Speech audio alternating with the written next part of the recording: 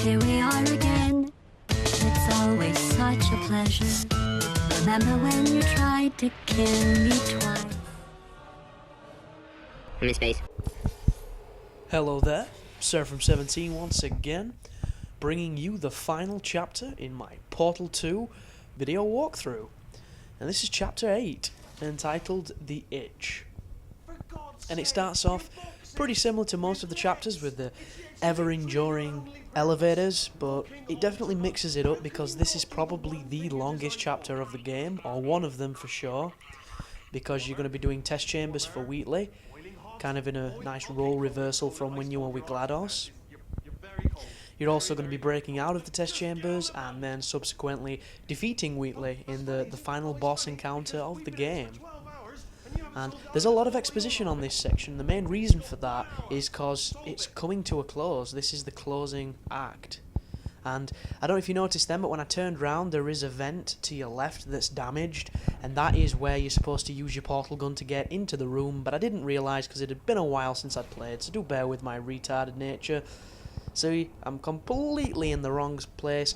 The vent is to the left of where I put the blue portal, so for a little frame of reference for anybody playing, this is just me wasting 2 minutes for no real reason. But there you go, there's the vent, there's the portable space, there's the puzzle done for you. And then you're going to be entering into the turret room, messing about with the turrets, and continuing on doing the puzzles for Wheatley. But I'm not going to talk too much about that aspect of Portal in this video. I'm going to stay on topic though, because for the last ones I've been kind of off topic. Not even a fucking word. I've been kind of off topic, and the main reason for that is because there's, you know, if you've never done it, you don't really know the difficulties, but commentating over something that lasts, you know, for several hours can be quite a challenge, purely because you don't want to repeat yourself. There's nothing worse than sounding like an old fucking man sat on a bench in a park who says the same thing every time you walk past him, because that's just not cool. Everybody knows it. Everybody's aware of this. It's just human nature.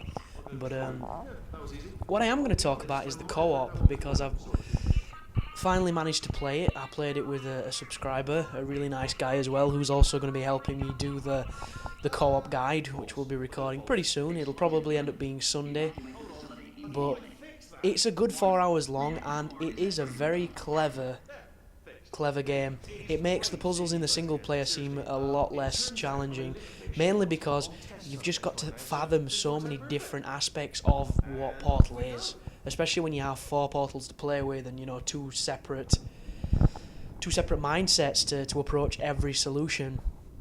And it is a lot of fun. We got stuck on one section because it was so obvious. It just, you know, we couldn't see the forest for the trees, and it kind of fucked us up. But that aside, it was a really good time. So I'm looking forward to recording that. But yeah, just keep following the corridors and the catwalks and listening to Wheatley, because the start of this is going to be pretty simple. It's all pretty basic stuff. So instead, I'm going to talk about a couple of projects and things that I'm currently doing, that I'm currently undertaking. I've completely recorded the Enslaved guide. Did manage to knock that one out in about a day, because the game isn't that long and I'm pretty good at it. I had to play it on a separate account though, because you couldn't start a new game without carrying all your bloody upgrades across, which was a pain in the ass, but I'll let them off.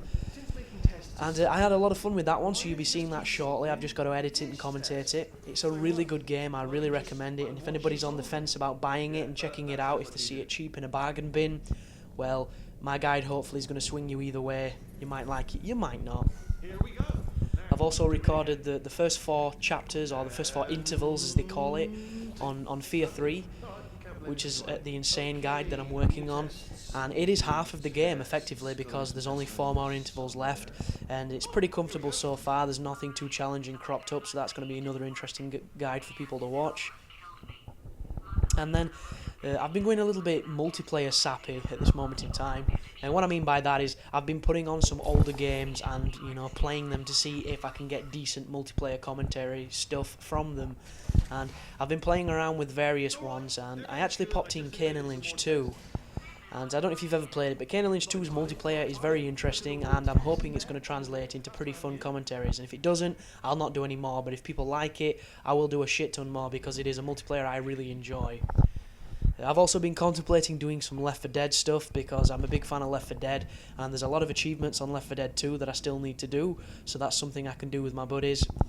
And this here is the Excursion funnel puzzles, and some of them can be quite challenging. You'll notice I'm making a bit of a tip of myself right now, because these puzzles, whenever you see these Excursion funnels doing the lovely, you know, cylindrical, ethereal, celestial glow of blue, it generally means that you're going to have to use the funnels.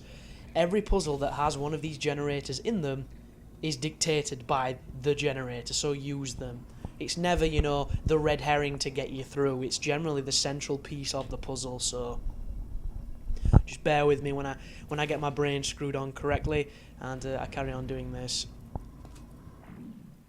But what I was actually tempted to do for a lot of this guide is I was going to edit out the moments where I got a little bit confused or I couldn't quite remember how to do the puzzles.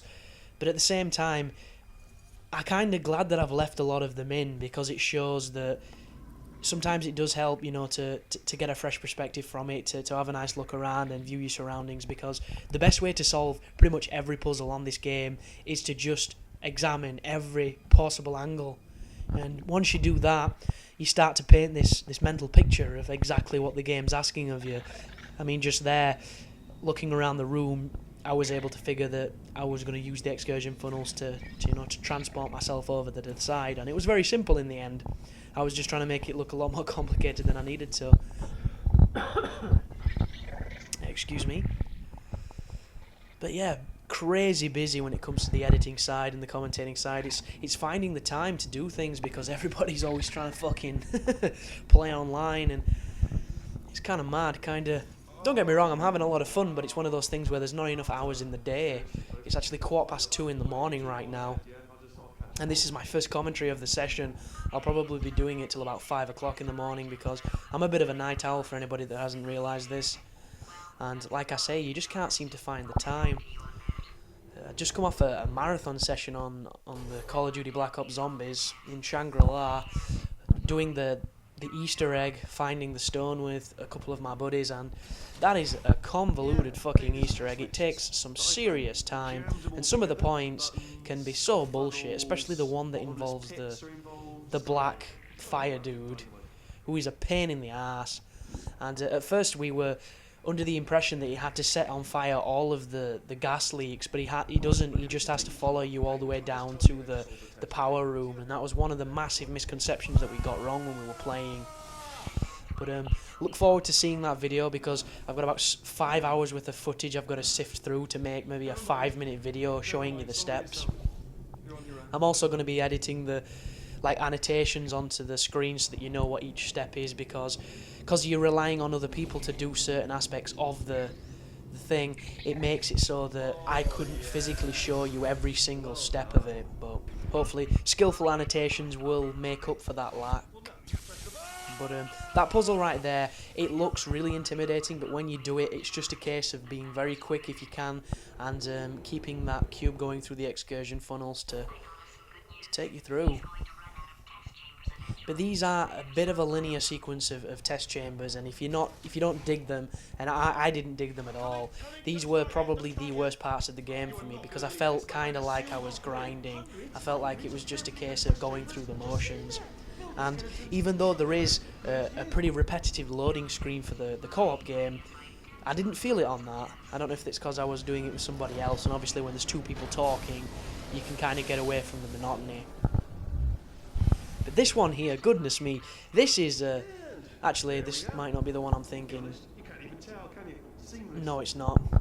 There's one coming up in a bit where you have to use the Excursion funnel and the gel to take out some turrets, and if you've played the game before, you'll probably know what I mean. It is a really, really fucking mind-warping puzzle, and before you understand what you're doing, it just seems impossible. It just doesn't seem doable at all. And then when you finally do it, it's not that challenging at all. It's just a case of precision shooting and a little bit of clever portal usage. But right now, you've got the plate up, you've got the button over there, you've got I can't remember the name of those little the walking drone companion cube dudes. You need to then use him to bounce across there. There we go. Go on, dude. What am I doing? That's the only problem with this. I've not played the single player in such a long time. I'm kind of blanking on exactly what puzzle this one is. Go on, dude. Figure this shit out. What are you doing? So there's the excursion funnel. Do we even use the... There we go. I think that's what I was trying to do. Then you can flip him across with yourself. And if you shimmy to this left-hand side, you can drop back onto this other space. And then you can use this dude to push the button. And this is a really cool part, this, because you use the excursion funnel to push you up with the cube guy, and then you use them to push you across towards the button. And you've got to do this with you and the cube, because the cube needs to open the door, and you need to land on the platform where the door is. So I've kind of positioned myself pretty wrong here on the start bit. You need to be in the central area where that checkered pattern is, because that is telling you where you put your portal, sorry, and then it will effectively push you to the exit. That's the one there. I'm just having a nice little look around, so pop it on that. Go on, dude. Go on, fire your fucking portal. Yeah, I'm just clearly having a bit of a lapse. And I've not quite figured out... Oh, come on, dude. What the fuck am I doing? Then push you across. There you go. Looks like we're onto something. Then you fire your portal there. Oh, and I fell out. What a fail. That's probably why this video is as long as it is, because cocking this bloody puzzle so many damn times. And that was pretty funny the other day. There's everybody will know who's American anyhow, that there's a bill that's been tried to pass in the US Congress about making it illegal to upload or stream any kind of copyrighted material, thus making pretty much every YouTube channel that is in the US completely null and void unless you've got a machinima contract, because machinima actually pay for the rights on their videos because they have revenue on them and they obviously make money from it because it's a business for them. And I got a guy who who left me a message saying, you've got to check out this video, you've got to check out this bill and hope it doesn't get passed because it's going to affect you, your channel and all of YouTube. And the bill itself is disgraceful. I understand why they're doing it, because obviously with piracy, with a lot of things, they're not making any other figures or the revenue that they used to, so I can understand the volition for trying to do it, but I just think it's a breach of people's creativity personally. But it only affects people in the United States, because the bill that is passed is specifically for and through your government. It has fuck all to do with where I live or the rest of the world. And don't get me wrong, if we were talking about nuclear weapons, then that would affect everybody, because as anybody knows, America is a massive fucking nuclear power. But when it comes to your rules and regulations, you're the only place on the planet that has amendments and that has all that kind of shit, and it doesn't affect me at all. So whoever dropped that message, thanks for the concern, but I'm luckily, I live in a shitty country that still has a fucking queen, so figure that one out. Still has a bloody patriarchal society. But this one's kind of cool because this makes you use the excursion funnels and the button that reverses the direction of those funnels, so that you can then use them to push you across. And you're going to need this dude to change the direction so that you can go like this. Like so.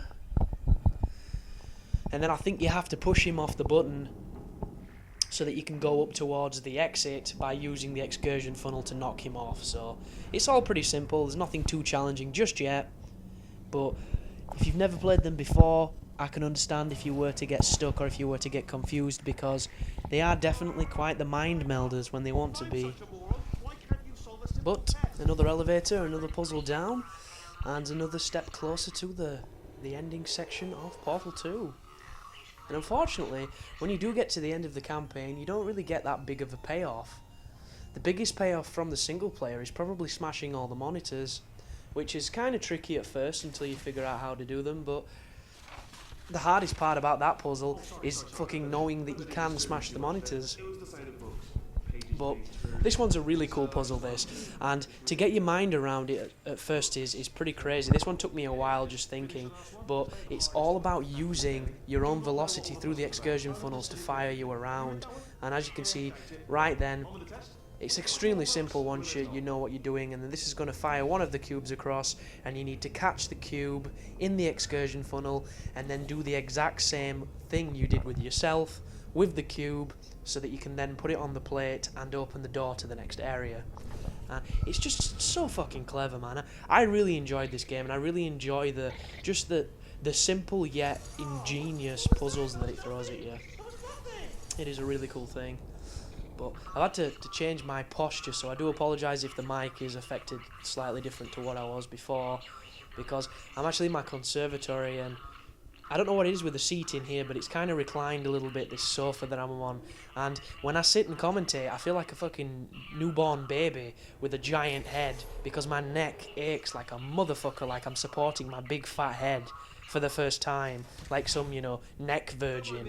But it's not cool, and hopefully sitting in this side-on posture will alleviate the pressure on my fat neck, and I'll be able to speak with my pearly tones without the pressure of my gigantic head.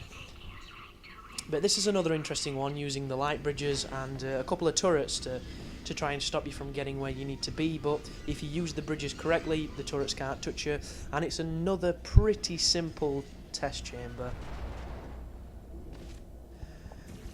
Quick question as well to my subscribers, who are quite the avid YouTubers when it comes to, you know, watching videos and looking on the popular channels and things like that. If anybody knows if the commentator showdown, or whatever the hell that it was, with the Alki David billionaire guy who flew Woody's Gamertag, Freddie W, X-Jaws, Wings of Redemption, all those people out to his, you know, his private mansion in California or whatever it was. If anybody knows if that was live streamed aside from on that film on site, because that site is fucking dog shit, and I'd rather eat a dick than go to that place and watch it.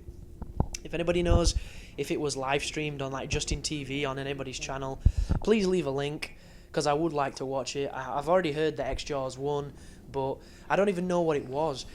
Was it on Call of Duty? Was it actually a commentator showdown like that? Or was it on Madden? Because I remember him challenging them to Madden. And considering that Asian dude sounds kind of like fucking English, it's like, why the hell is the dude playing Madden? How long has he been living in America?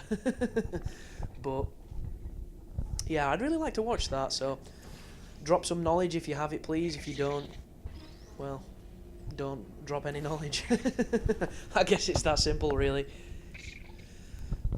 But this puzzle's winding down, and it's just one of those things where once you kind of get that epiphany moment, that revelation, you'll know exactly what you're doing, and it's dead simple. And a good indicator that you're on the right lines when it comes to the puzzles is if you get the save point, because you'll only ever trip a checkpoint if you're doing the right thing. So that is pretty much the best guide you could use. But I think we're about 1 or 2 weeks away from the Earth Defense Force release, the new one, Insect Armageddon, and I'm hoping it's just as bad and ridiculously hilarious as the first one. The only difference now is there's 4-player co-op, which is going to be in-fucking-sane. Cannot wait for that.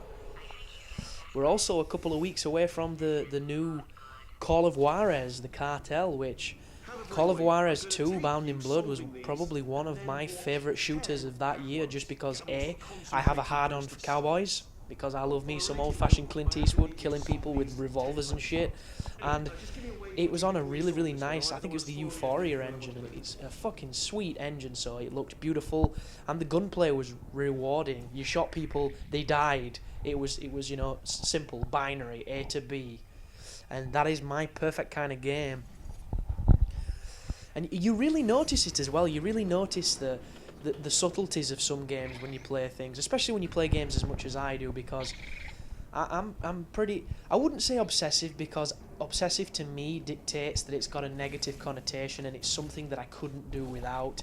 And as much as stopping gaming is a pain in the ass because I think about fucking gaming when I'm not gaming, I'm not obsessed. I just have such a passion for it that I love to play. But anyhow, back to topic, and that's a bit of a tangent.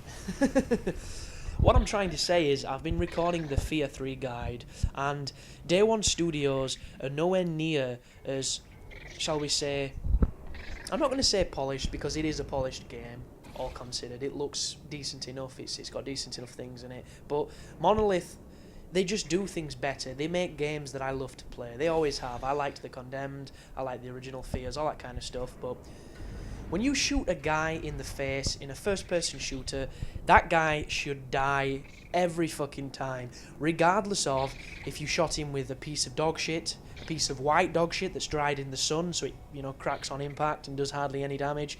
If it hits him in the face, it's a kill shot. And it's a principle that I think everything should abide by.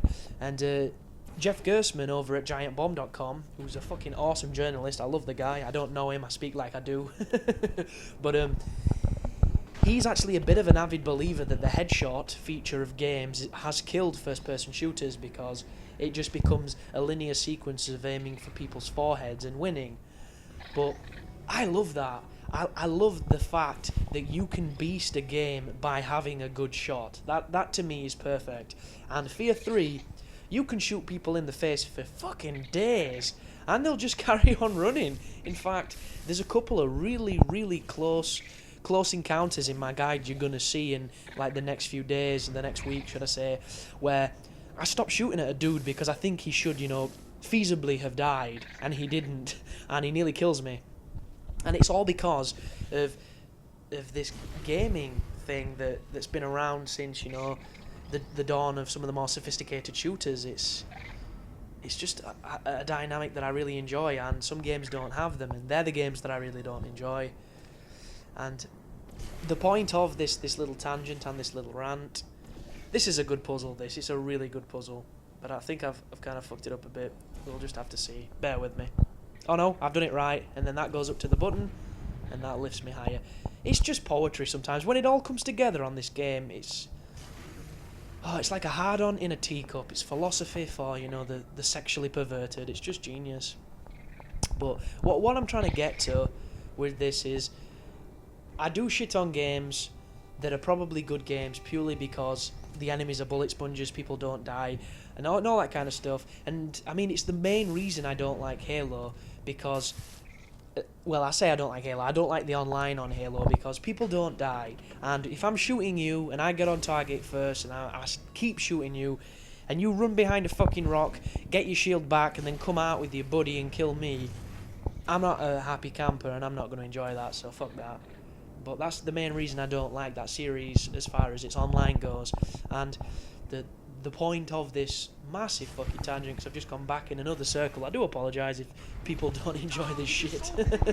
But I was watching the Uncharted 3 beta gameplay, and the Uncharted campaigns have all got systematically better through, you know, reiterations. The first game was a solid game. It looked beautiful, but I thought the shooting was too loose, and I didn't see what everybody else saw. I knew there was a good game there, but to me it was like a rough diamond. It had not been completely found yet and refined. Uncharted 2 was a lot better, but the aiming and the shooting really kind of fucked me off again, because the reticle was still a little bit bigger than it needed to be, but there was a couple of weapons on that game that really made up for it, like with the iron sights on the FAL and stuff, when you could look through the red dot and things, and they made it more palpable.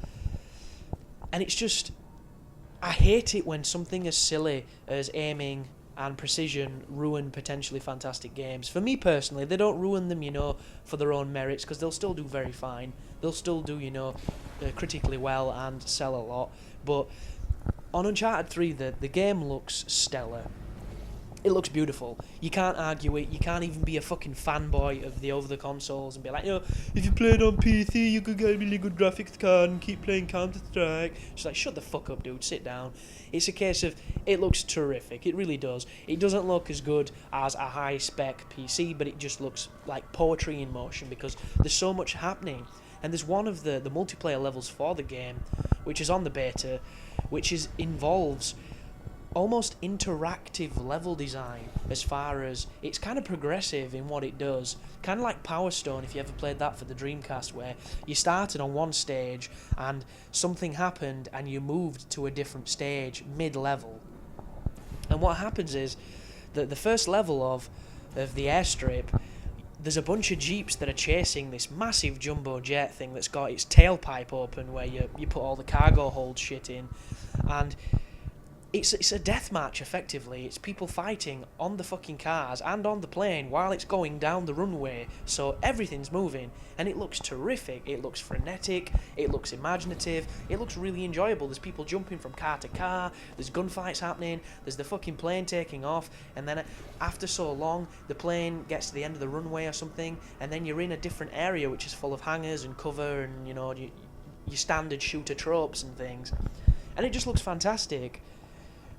My big problem, though, is I was watching it on Giant Bomb, and the guy playing is a guy called Brad Shoemaker, and he's not the best gamer. He's not the worst, though, and he's shooting people with the FAL, which is a triple burst weapon.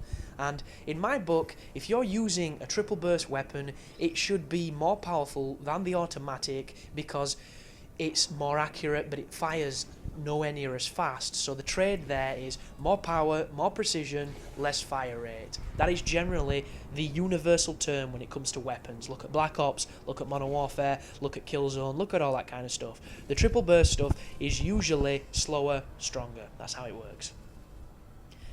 And he hit this guy in the fucking torso 4 times, and he didn't die. And I don't know if connection played a role, because I'm not too sure about the PlayStation 3. Sometimes they seem to have dedicated servers, other times they don't know what the fuck they're doing. But maybe it's just a beta thing where the weapons aren't completely balanced yet or tweaked, but everybody seemed to take a little bit too much damage for my liking. And I don't know if that is, you know, part of what the Uncharted experience is. You'll have to tell me if you're this Dynamite Uncharted fan. I played the first one and the second one, and I didn't dabble on the multiplayer because I'm not the biggest multiplayer gamer unless it's something I really enjoy or my friends are playing. And it just really put me off, because I'm super looking forward to Uncharted 3. I'm kind of conflicted about whether or not it's going to be a purchase or a rental. And the main reason for this is just purely because I don't play the PS3 online all that much. And I think this video's just skipped, which would be fucking horrific if it did. I think it's the second time it's done it as well.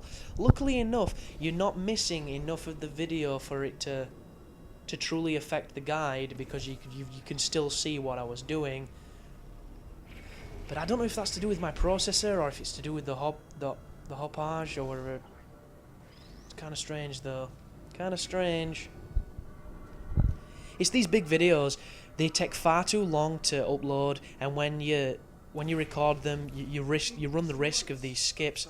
Oh fuck me! Look at that. That was bad. Well, it just goes to show this is probably the last long video you're going to see from me, because it's just not worth it. Luckily enough, you haven't missed anything of the game. Once you've done that laser puzzle, you will move forward and you will drop onto that excursion funnel. So if you're wondering or you're panicking that you've lost any kind of guidance along the way, you really shouldn't have. I just hope it doesn't do it that much often. Fingers crossed. I do apologise, people. I would re-record it again, but it just takes too long right now and I'm far too busy, so you'll just have to bear with it. I do apologise. But what can you do, eh? Fucking technology. I will say one thing. I am going to be getting a new PC before I go back to university in September, and it's hopefully going to be a monster. So these recording issues, I'm putting them down to my laptop because of its processor. I think its processor is only an i3 or something like that. So hopefully I won't have any issues like this in the future, because I'll have a monster of a PC. The only problem is I am absolutely computer illiterate when it comes to building them or speccing them or knowing what's good for them, so I rely on my friends, and unfortunately my friends are about as reliable as Poundland scuba gear. So when it comes to helping you out on certain things, on other things they're absolutely fantastic. I'm not shitting on my friends here, I'm just saying they're not they're kind of forgetful and they're busy people, so unfortunately it's not like I can click my fucking fingers and supercomputer's ordered. All it needs to be doing now is built. But there's an insight probably into my life, too much for most people, so I'll stop right there. Anyhow, this is a pretty convoluted puzzle. The main reason for it is you have to use the excursion funnels to spread the repulsion gel, and then once you're across there you have to fuck about so that you can get to the exit, and it's all about knowing exactly what you're doing, and if you watch this video that's exactly what you'll see. But once you've got the cube, pop it in here. That's going to start the tap of the juice, the orange juice, and then you're going to have to use the juice to lube up the ramp, and like a good fluffer, and get yourself across there into the excursion funnel. So just follow what I do. I'm not going to monkey see, monkey do too much commentary over it. Probably going to talk about some of the things. My fucking throat's hurting again, or should I say my neck is, because of my posture. And I think it's this room. If I was sat up in a chair getting some proper lumbar support, my fat head wouldn't feel so damn heavy and it wouldn't be so difficult. But there you go.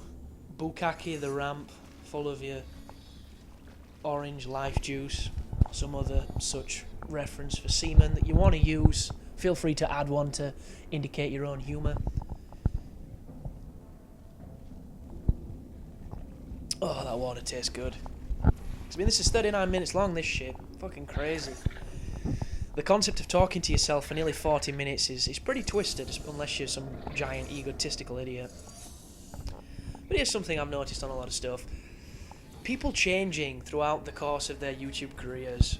And I use the term career almost ironically and satirically, because when you think about it, for a lot of people it isn't a career, it's a hobby. And for a lot of people that do have, you know, or make money from it, or have got some kind of lucrative business from it, they don't even look at it as if it's a career, because saying that you play video games and put them on the internet for a living can sound either two ways. It can sound awesome to the guy that's really into it and an enthusiast.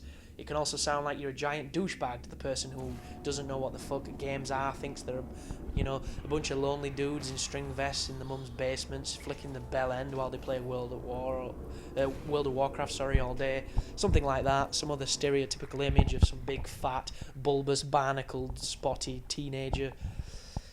So it carries different connotations, but it's the commentary styles that gets me, and I just fucked that puzzle up there, so you'll have to bear with me. I'm a bit retarded at times. Like, there are some commentary. I'm not going to name names because I don't think I've got the privilege to do so, because I'm a nobody, and there's a lot of people that try and get big on YouTube by shit-talking commentators and saying things about people, but I can honestly say everything I do on YouTube, I try and do it off my own back. I don't put stupid tags. I don't, you know, fucking porn, Eminem, Justin Bieber, you know, Woody's Gamer Tag, Machinima. I don't do any of that. It's probably why I only get like 80 fucking views. But I don't whore channels, I don't whore friend requests, I don't do none of that shit, because I just think it's bitchy and I wouldn't do it. So I'm not going to shit talk people that are far superior to my own channel. But what I'm getting at is people that get into a lot of subscribers and act like clowns on the commentaries. And I don't know, maybe I'm just on the island and the boat's sailing away into the sunset and everybody's on it but me, saying, "You missed it, Chris, you didn't get the joke." No fucking idea. But to me personally, I don't get it, I don't like it, and it kind of seems stupid to me. It seems clownish. It's like, these are people that for the most part are intellectual people. The people that can speak, the people that don't necessarily have to put on stupid fucking voices to commentate. And I just don't understand that at all, because it makes it really difficult to listen to, you know, when you're trying to be something other than yourself, when you're trying to be fake, basically. And I'm alright sitting here with my fucking, you know, 400 plus sub count, giving advice on how to approach yourself and how to conduct yourself when it comes to the YouTube thing, but I don't really have any credibility to speak of to say so. But I just really feel that you should be who you are, and if you're putting on a fake fucking smile and doing a stupid contrived song and dance just to try and be something different, then you're in a world of trouble, because YouTube isn't the, you know, the be all and end all. It's just a really cool community of people that's, you know, half full of knobheads and half full of great dudes and dudettes. And I just don't understand it. It's just me. It's just me voicing a rhetorical rant. So just bear with it. But on this one, I'm not too sure if I do this the correct way, because I saw a video the other day and the guy completely approached it in a different way than I do. But what I do with this is, to get up to where the gel is so that I can get across the ravine, I douse the sides so that I can bounce back and forth into the excursion funnel. And how I do it is, I set off the drip so that the blue stuff goes into the excursion funnel. I bounce up to it so that I'm riding the wave with the gel, and then I can carry on the puzzle this way. And there might be a bunch of you shouting, that's the way you do it, you retard, but I did see a video of some guy getting really fucking creative on his own. It's like, he must have been on PC because he was moving way too fast. My sensitivity's on full, and I still feel like I'm a sluggish truck driver, you know, trying to narrowly dodge a small infant.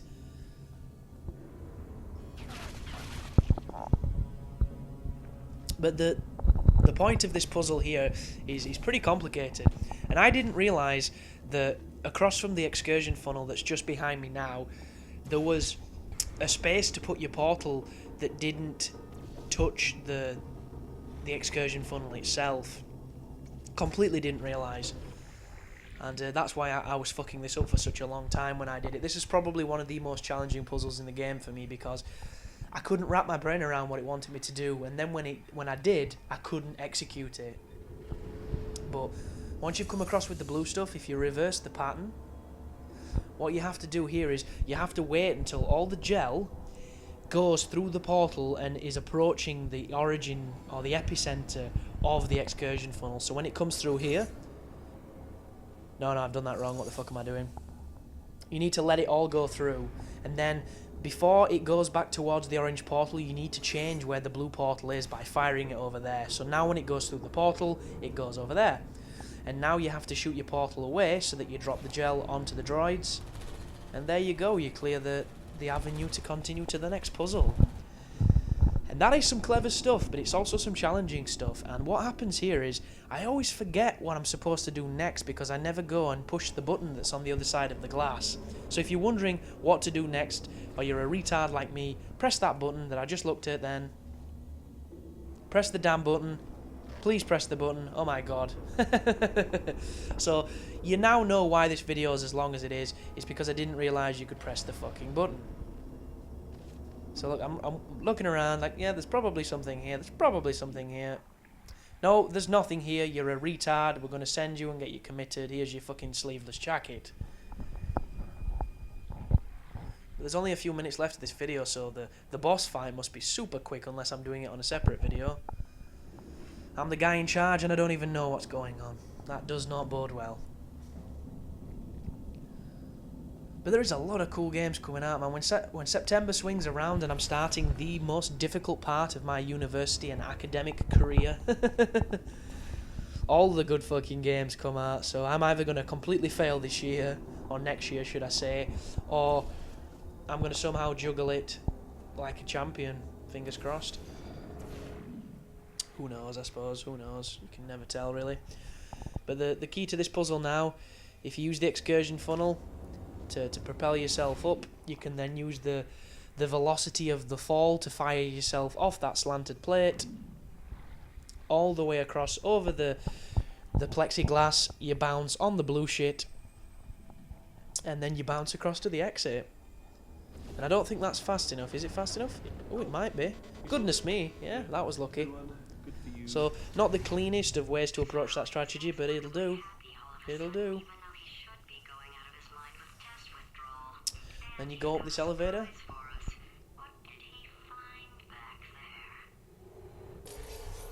Let's have a look where it takes you out. I do believe that this could be the final boss encounter. We will soon find out.